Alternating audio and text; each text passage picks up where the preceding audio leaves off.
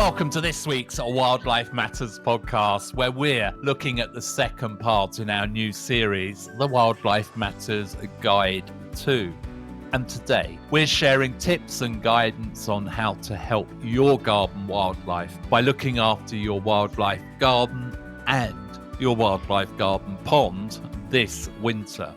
Then it's time to wind down and immerse yourself as you join us in celebrating some of the sounds of late autumn in this week's Wildlife Matters Mindful Moments. But first, on this week's Wildlife Matters podcast, it's time to take a look at the stories from the world of wildlife nature that have caught our attention in this week's Wildlife Matters Nature News.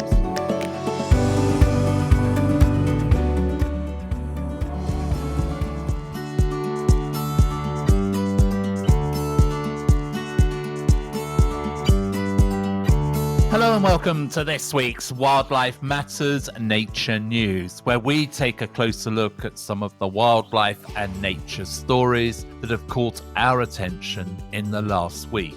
And our first story is the exciting sighting of a white-tailed eagle in Sussex. On Tuesday morning, November 11th, a white-tailed eagle, also known as a sea eagle, was spotted in the Ashdown Forest. The impressive bird was spotted by Kent resident Michael Tully at the Old Lodge Nature Reserve. Michael told Wildlife Matters that it flew overhead, perched on a tree, and then flew off again. He also added that it was huge. Michael reported his sighting and shared his pictures with the Roy Dennis Wildlife Foundation, which confirmed that the bird was in fact a female white-tailed eagle, recognised by a tag on her leg, and confirmed that she had fledged from the Isle of Wight in 2021. The white-tailed eagle is one of the UK's largest birds of prey. Once driven to the brink of extinction due to persecution, these majestic birds have been successfully reintroduced in Scotland and, more recently, on the Isle of Wight. They are sometimes referred to as sea eagles and primarily prey on fish, small mammals and birds. In the 1970s, the white-tailed eagle was reintroduced from Norway, and over 100 pairs now nest in Scotland. These eagles have broader wings than golden eagles. Adults have a distinctive white wedged shaped tail and a pale head accompanied by a large yellow bill, and they are typically found near coastal areas. In 2019, 37 white-tailed eagles were released on the Isle of Wight. These birds, which can have a wingspan of up to 2.5 metres or 8.2 feet, are being monitored by the Roy Dennis Wildlife Foundation. And according to the Sussex Wildlife Trust, Old Lodge Nature Reserve is located in the heart of the Ashdown Forest and has a character that is subtly yet noticeably different from the true lowland heath that surrounds it, such as Iping Common. The geology in this area differs slightly, but more significantly, Old Lodge is situated about 500 feet higher, which makes it considerably cooler. And the atmosphere of Old Lodge resembles that of a region one might associate with the northwest of Britain, which may be what attracted the female white-tailed eagle to the site. Our second story takes us to Scotland, where the charity Trees for Life is set to launch a new missing species programme for the Highlands, bringing back lynx, beaver, red squirrels and modern-day aurochs will benefit landscapes, climate and communities by reintroducing 4 of Scotland's lost keystone species to the Scottish Highlands. The project aims to address the nature and climate emergencies whilst generating significant benefits for communities, including through nature tourism, according to the Rewilding charity. This ambitious programme will require $3.6 million to fund its first 5 years and achieve its aims, including detailed habitat assessments and community engagement to meet with Scotland's strict licensing requirements. alongside a supporter appeal launched this month to raise the initial $25,000 to start the initiative. Trees for Life is reaching out to major funders, including individuals, businesses, foundations, and grant-making bodies to help resource the ambitious new program. Keystone species play a vital role in healthy living ecosystems. Still, many such species are now entirely or mostly missing from Scotland. Trees for Life's chief executive Steve Micklewhite told Wildlife Matters, by bringing back the forest planting red squirrel, flood preventing beaver, deer managing lynx, and landscape shaping aurochs through their modern day descendants with Tauros, we can restore nature at scale and breathe new life into the highlands so people and wildlife can thrive together. Returning these four important, carefully chosen architects of the wild is about restarting the natural engines of Scotland's ecosystems, boosting biodiversity, climate action and local economies, and giving people the chance to discover the wonder of a wilder landscape. The Highlands can become a beacon of hope in the fight against extinction and wildlife loss. Ensuring successful coexistence between wildlife and people is crucial to the project. This includes through community discussions, management measures, and providing opportunities for local people to enjoy the social and economic benefits. Successful species reintroductions in Scotland require extensive and technical work, including habitat assessment and engagement with stakeholders to meet the standards set by Nature Scot, Scotland's nature agency. This allows nature to recover while promoting coexistence between people and wildlife and ensuring the species find their rightful place. Beavers play a crucial role in creating wetlands that support wildlife, purify water, and reduce flooding. Officially reintroduced in Scotland in 2009 after being hunted to extinction 400 years earlier, beavers have been restored to only a few locations to date. They are still absent from much of their suitable habitat. A partnership project between Trees for Life and Forestry and Land Scotland led to the historic reintroduction of beavers to Glen Affric in October. Additionally, a community discussion facilitated by Trees for Life and the Beaver Trust is exploring the possibility of returning beavers to the Loch Ness area. The elusive Eurasian lynx, which poses no threat to humans, plays a vital role in managing deer population by preying on them. This natural control helps young trees to thrive and supports the regeneration of woodlands. Scotland, where lynx were driven to extinction during the Middle Ages, is one of the few countries in their historical range that still lacks this species. Research suggests that the Highlands have suitable habitats that could sustain a breeding population of around 250 lynx. Trees for Life has collaborated with various stakeholders over the past 5 years to assess the potential impacts of lynx reintroduction, including concerns about sheep predation and the benefits of ecotourism. The organisation is now preparing for further local discussions throughout 2026.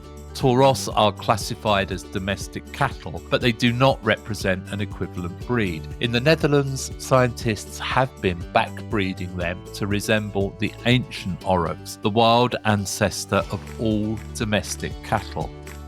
For millennia, aurochs played a crucial role in shaping landscapes and enhancing biodiversity throughout Europe, including Scotland. Trees for Life is conducting assessments at its 4,000-hectare Dundregan estate near Loch Ness, preparing for what would be the UK's first introduction of a herd of Tauros, effectively reintroducing the aurochs 4 centuries after their extinction.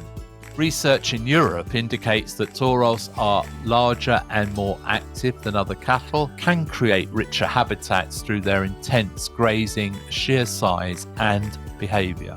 Bulls can reach heights of up to 180 centimetres, whilst cows can reach 150 centimetres at their shoulder. At Dundragon, their role in ecological restoration will be studied scientifically. Red squirrels in the UK were pushed to the brink of extinction due to historic habitat loss and persecution by humans. Current estimates suggest their population ranges from 160,000 to as much as 287,000 individuals. Unfortunately, red squirrels are still absent from much of the Highlands, which is one of their last strongholds. Trees for Life has actively relocated red squirrels to woodlands in the Northern Highlands that the animals are unable to access on their own. To date, this effort has yielded the establishment of 13 new thriving populations. The charity is exploring ways to establish new populations of red squirrels, which will help in the natural regeneration of woodlands by burying caches of tree seeds such as acorns and hazelnuts. And in our third story, we're learning more about Surrey's Space for Nature project, which utilises satellite data and community science to protect biodiversity across the county. The project is currently being showcased by the British government at the COP30 UK Pavilion in Brazil. The display forms part of the UK's official presentation of research and innovation tackling global climate and nature challenges. It's co-led by the University of Surrey's Centre for Environment and Sustainability in collaboration with the Surrey Wildlife Trust, Bugs Life and the Painshill Park Trust. Space for Nature brings together scientists, local communities and conservation groups to map and monitor important habitats across Surrey. These habitats include chalk grasslands, heathlands and acid grasslands that support some of the nation's rarest species. The project utilises advanced satellite imagery and artificial intelligence that has been trained using data from local volunteers. And this allows Space for Nature to classify habitats to level 4 of the UK HAB system, resulting in one of the most detailed environmental maps of its kind. This initiative enables conservation partners to identify areas where biodiversity is at risk and to concentrate their restoration efforts. For example, they work on reconnecting fragmented chalk grasslands, often referred to as the rainforests of Europe due to their significant carbon storage capabilities and rich biodiversity. Surrey Wildlife Trust plays a key role in the Space for Nature project by leading its citizen science programme, training volunteers and coordinating the collection of field data that supports satellite and AI mapping. The Trust's on-the-ground expertise bridges technology and conservation, transforming local knowledge into essential data for protecting the landscape of Surrey. Dr. Anna Andries, lecturer in remote sensing and GIS at the University of Surrey and the project's lead, told Wildlife Matters, "We're using satellite data and artificial intelligence in a way that directly supports conservation on the ground. Citizen scientists help train our machines learning models, thus turning local field data into high-resolution habitat maps that reveal where biodiversity is under threat." To see our work featured on the global stage at COP30 highlights how our region's innovation and collaboration can help shape the future of biodiversity monitoring. Andrew Jameson, Space for Nature project manager at the Surrey Wildlife Trust, told us, "It's time for conservation organisations like ours to step outside traditional boundaries and focus not just on land management and individual species recovery, but also on delivering the tools and partnerships that will drive change on a landscape scale." This project exemplifies that approach. That has been this week's Wildlife Matters Nature News.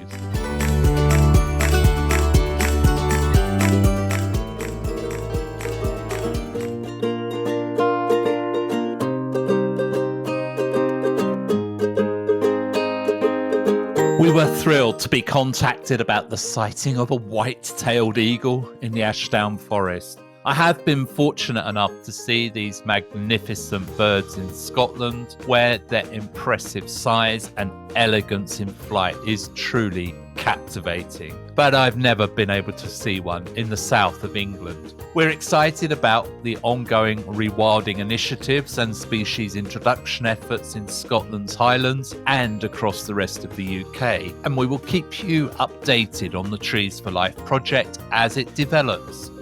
From exploring our past to shaping the future of wildlife and nature conservation, Nature News covers a wide range of topics related to the natural world, including the innovative work being done by the Surrey's Space for Nature project.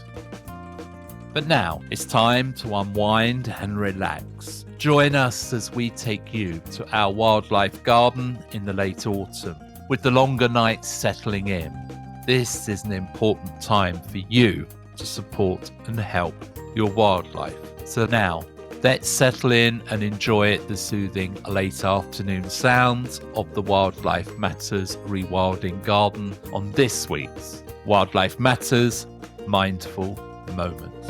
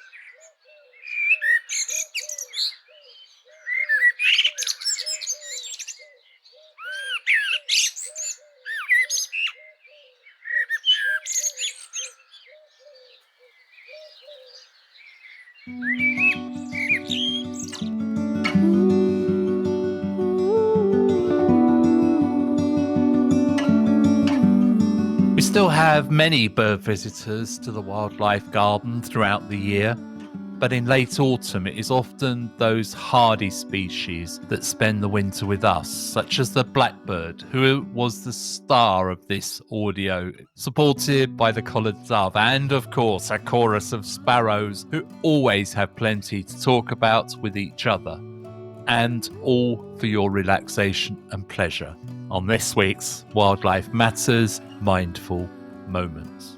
But now it's time for the Wildlife Matters main feature and to the second in our series of the Wildlife Matters Guides 2, with another double feature where this week we share hints and tips of how to make your garden a haven for wildlife this winter, and in the part 2 we share how to keep your wildlife pond and all the wildlife that relies upon it in tip-top condition through winter. And that's all coming up next on this week's Wildlife Matters main feature. Hello and welcome to this week's Wildlife Matters main feature. And today it's all about essential tips for nurturing wildlife in your garden this winter. An easy way to look after wildlife in winter is actually for you to do less with your garden than you usually would. That means to avoid pruning berry or fruit-bearing bushes or trees in your garden, as these provide indispensable food for birds over the dark, cold winter months. And allow twigs and leaves and sticks to pile up under hedges or in the borders, as this can provide a cosy home for hedgehogs and dormice to hibernate, and a wonderful place for insects to hide out over winter. And those insects will in turn become food for the birds who will feast by picking at the leaves. In your garden or balcony, leave a corner to collect leaves, which will provide vital shelter for overwintering insects. And as winter sets in, the landscape transforms into a cold and stark environment, presenting significant challenges for wildlife trying to survive. With temperatures plummeting and natural food sources becoming scarce, many animals will struggle to find sustenance and shelter. Your actions can make a big difference in the survival of your local wildlife during the darker, colder months of winter.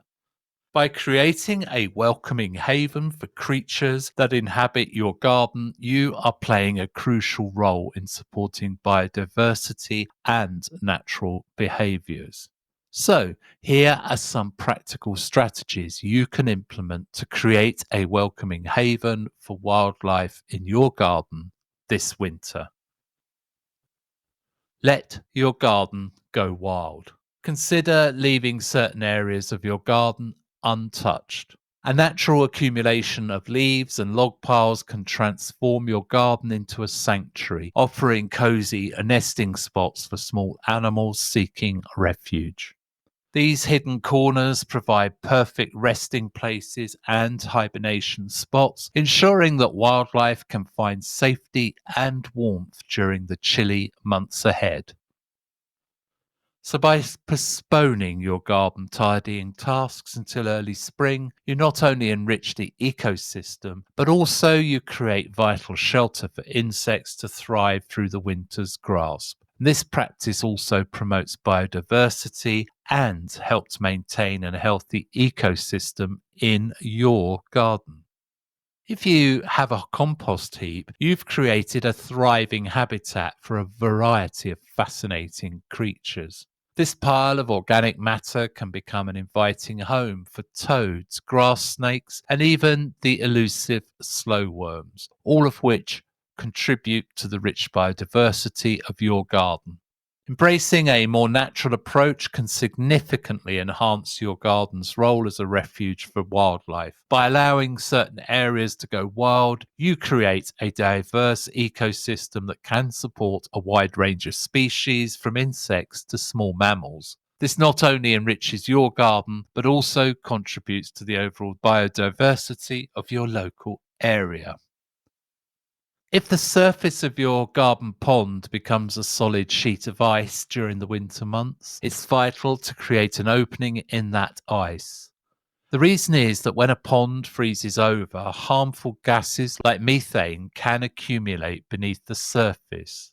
These gases pose a serious threat to the fish and frogs that may be hibernating at the bottom of the pond, as they can be toxic and even fatal to the aquatic life.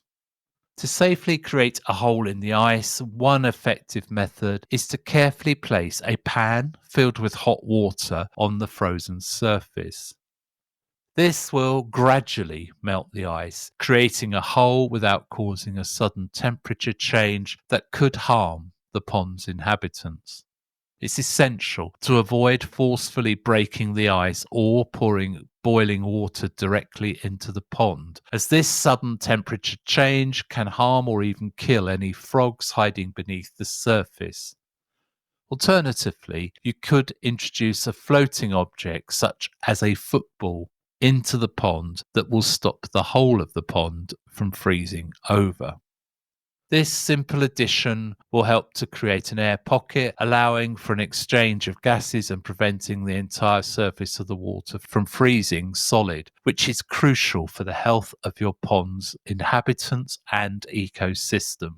For additional tips and strategies on nurturing your wildlife pond during the harsher winter months, we will bring you a new Wildlife Matters guide to wildlife garden ponds in winter later in this series.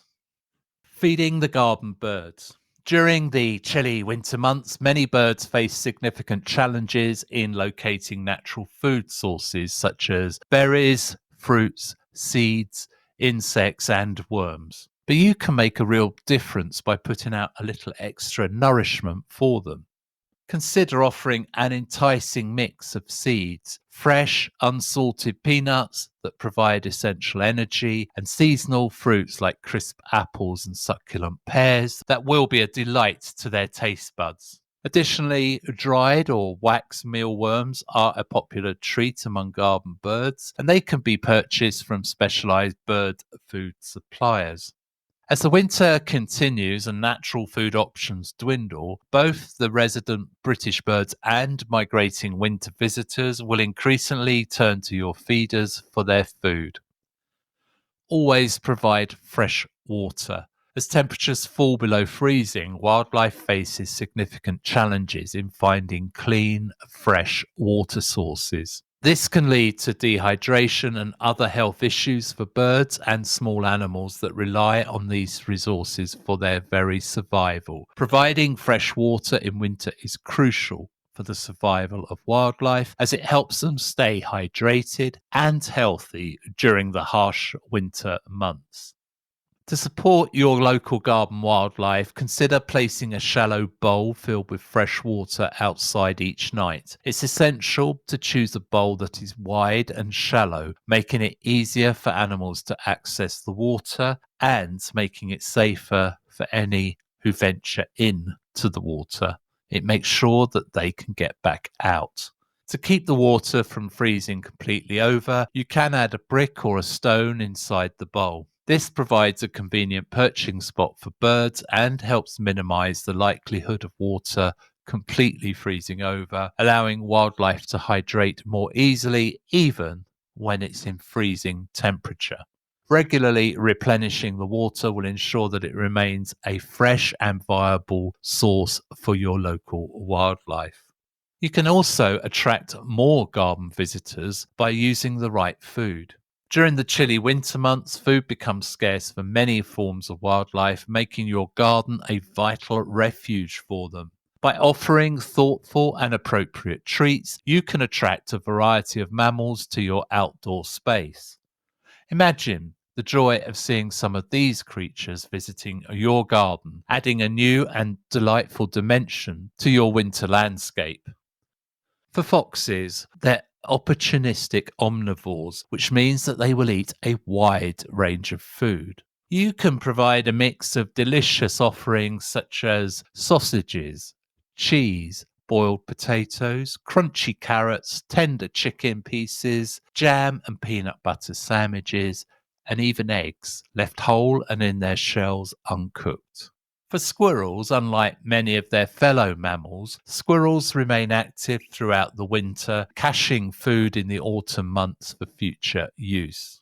To help sustain them, offer an assortment of nutritious nuts, including hazelnuts, walnuts, and almonds. They also enjoy the fresh taste of chopped apple, beans, carrots, and leafy spinach, perfect for their energetic lifestyle. If you have badgers nearby, these nocturnal foragers face a tough challenge when the ground freezes, making it hard to find their favorite food, which is earthworms. You can support them, though, by providing hearty options such as sausages, cheese, protein rich eggs, boiled or uncooked in their shells, boiled potatoes, crunchy carrots, and a selection of fruits such as apples, pears, and plums. These are all nutritious treats for badgers. And for hedgehogs, our spiky little garden visitors appreciate a good meal, especially during the winter months. Offer them dried dog or cat food to provide essential nutrients. For variety, consider adding wet sachets, and you can include fish-based options, which are not only tasty but will also be beneficial in their range of nutrients and vitamins. Hedgehogs will also happily munch on eggs, providing protein to their diet. One important note, though, is to always avoid giving milk or other dairy produce to wildlife. Most adult mammals are lactose intolerant, including humans, and consuming milk can lead to severe diarrhea and potentially life-threatening conditions for wildlife during the frigid winter months. Instead, always ensure fresh water is available in a shallow bowl, providing them with a crucial source of hydration. It's also important to establish a routine. Feed the wildlife at dusk and keep a consistent feeding schedule. Don't offer large amounts of food, as it is crucial to avoid making wildlife dependent on your human handouts, no matter how quickly your wild visitors may eat the food you've put out. Leave out only enough food for one meal, which ensures they consume it in one sitting rather than relying on a constant supply. For instance, when feeding birds, offer a handful of seeds or small amount of peanuts. Avoid placing large quantities out each evening to prevent the overfeeding and promote their natural foraging instincts. Do let us know if you try any of these tips and how it's worked for the wildlife in your garden this year. We hope the help of this Wildlife Matters guide will help you feel inspired to support and nurture your garden's wildlife during this beautiful yet challenging winter season. And that has been this week's Wildlife Matters main feature. In the second part of our Wildlife Matters main feature, we're sharing some essential tips for caring for your wildlife pond during the winter months. As winter settles in, your pond may appear calm and lifeless, but it remains a crucial habitat for a wide variety of wildlife. Have you ever wondered what happens to the lively creatures that thrive around your garden pond when the winter arrives? While we often focus on hibernating mammals or feeding birds during the colder months, it's really easy to overlook the bustling life beneath the water's surface. Even when a pond looks still, it teems with unseen activity just waiting to be discovered. So, to help you keep your wildlife pond healthy and vibrant this winter, Wildlife Matters has created our guide with some top tips for you to follow. The first is to manage your fallen leaves. As leaves fall and land in the wildlife pond, they settle on the surface, but they will soon sink to the bottom of your pond and decompose into a nutrient rich sludge. While this may initially sound beneficial, it can actually lead to excessive algae growth that we need to avoid. So make a point of clearing the leaves from your pond regularly and adding them to your leaf compost. You don't want to put large amounts of wet leaves into the leaf mold pile at any one time, which is why this job is better done little and often. You also need to control excessive algae growth, which is a big problem for ponds as it depletes oxygen that harms aquatic life and reduces the water quality. Thick algae blooms can block sunlight, stunting the growth of beneficial plants, and as they break down, they can create dead zones in the pond due to the lower oxygen levels. And always stay alert because some algae, such as blue-green algae, can produce toxins that are harmful to both wildlife and humans. It's crucial that you remain vigilant to any unexpected colour changes in the water to ensure the safety of your pond's inhabitants. But by taking these simple steps, you can ensure your wildlife pond remains a thriving sanctuary for wildlife even in the coldest of winter months. In recent years, many gardeners have simply discarded their garden waste, which accounts for approximately 20% of the waste that is sent to landfill. Historically, garden leaves have been raked up and stored to make leaf mold. Composting fallen leaves creates a nutrient-rich, crumbly organic matter that can significantly improve your garden soil. And this enriched matter benefits your vegetables and flowers. It supports a healthier plant growth by maintaining soil moisture levels. And oxygenating plants are an excellent way to maintain a balanced and healthy ecosystem in your wildlife pond. They're often referred to as oxygenators, but they are the ideal choice for promoting the health of your wildlife pond because these plants not only increase the oxygen levels, but also create safe habitats for aquatic wildlife. They also make a sufficient supply of oxygen, which enhances the health and well-being of all the wildlife, as well as promoting beneficial bacteria. Oxygenators help remove excess nutrients such as nitrates, which can reduce algae growth, improving the pond's appearance and creating a positive environment for the pond's inhabitants.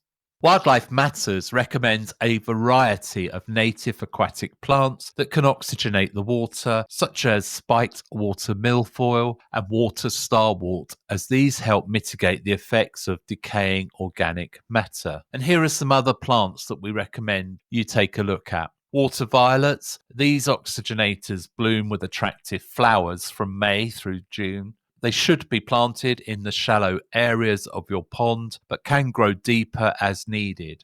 Water violets thrive when fully submerged and can tolerate direct sunlight. Water weed, or Elodia densa, is a popular choice for new ponds as water weed grows quickly and helps to control algae.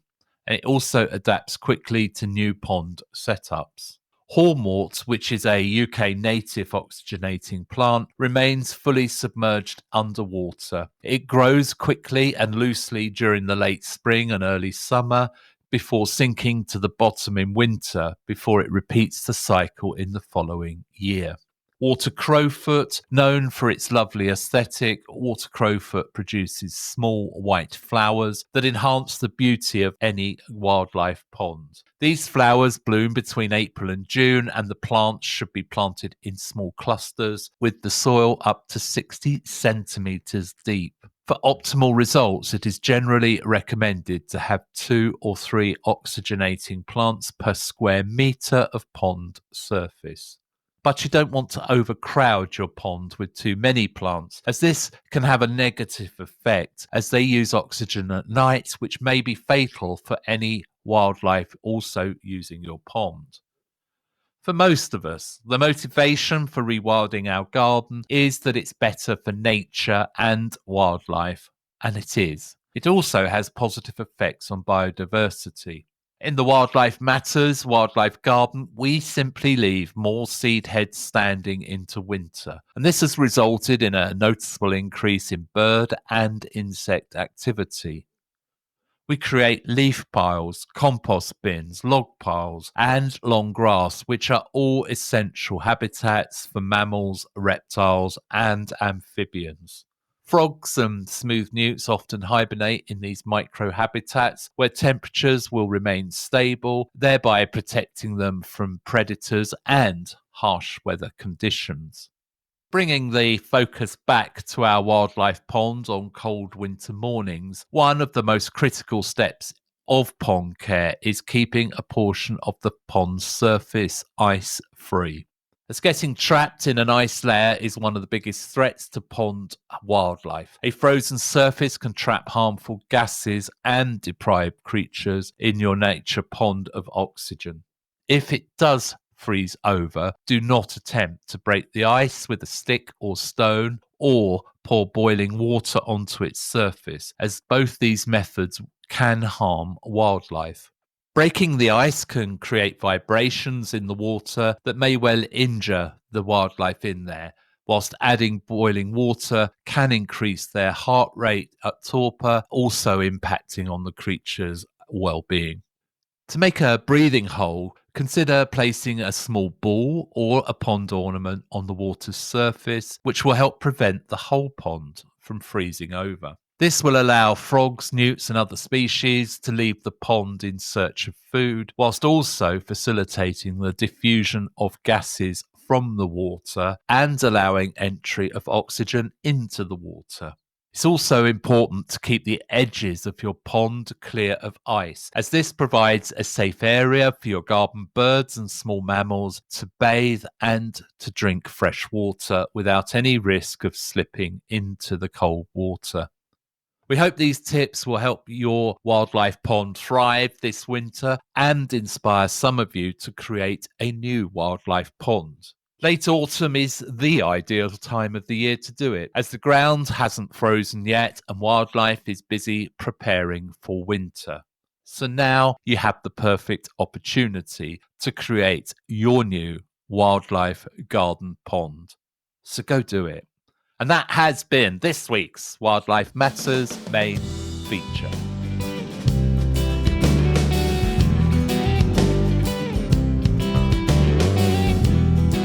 We hope you are finding our Guides to series to be helpful and that it will help you and your garden wildlife this winter. As discussed, now is the ideal time to build your wildlife pond if you don't have one. It doesn't need to be big. Anything from a Belfast sink through to a small lake provides so many benefits for the local wildlife. And a small sink-sized project can be completed in a day or definitely in a weekend. So why not get creative and build yours this weekend? From today, we are sharing our top 10 most listened to episodes in reverse order until we reveal our number 1 on Christmas Eve. So please do share your favourites with friends, family and colleagues, and let us know if your favourite episode is in the top 10. Sharing really helps others to find us, so please follow, like and share on social media. We now have a vibrant community on Threads and Instagram, in addition to our long-established Facebook group. And welcome to our growing Blue Sky community. Wildlife Matters will return in 2 weeks when we will explore the incredible benefits of hedgerows. But until then, thank you for your time today, and as always, stay curious, wild ones. This is Wildlife Matters signing off.